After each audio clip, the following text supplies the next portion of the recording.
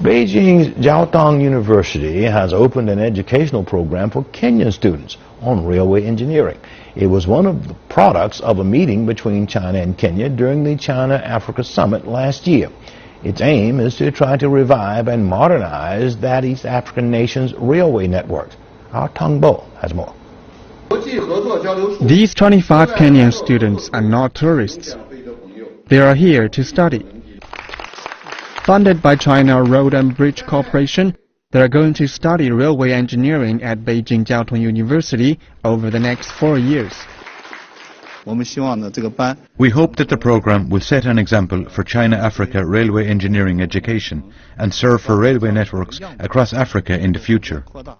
The 25 high school graduates are the first batch of 60 students who have been selected to study in China. They will be able to return home once a year. They will be committed to their studies for the rest of the time.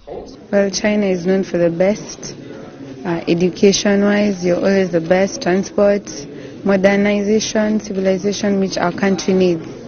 I'm so happy. For me, it's a privilege and a big opportunity to serve our country, Kenya.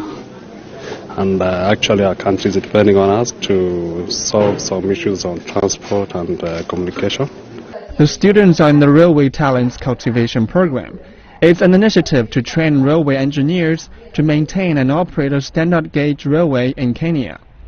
The railway will connect Mombasa, the country's largest harbour city, and Nairobi, the capital.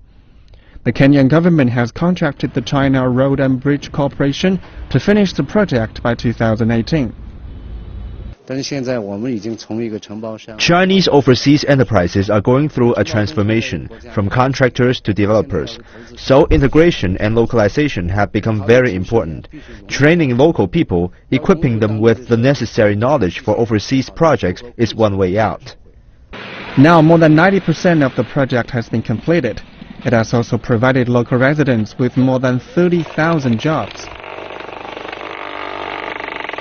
For the engineers that are coming here and the ones who continue coming in future, then those are going to be the ones that build the capacity, operate the rail, and even manage at a higher level management for it. Sponsoring Kenyan students to study railway engineering in top Chinese colleges is only the beginning. At last year's China-Africa Summit, the two countries decided to work together to help Kenya set up academics for the further development of the country's railway networks. CCTV, Beijing.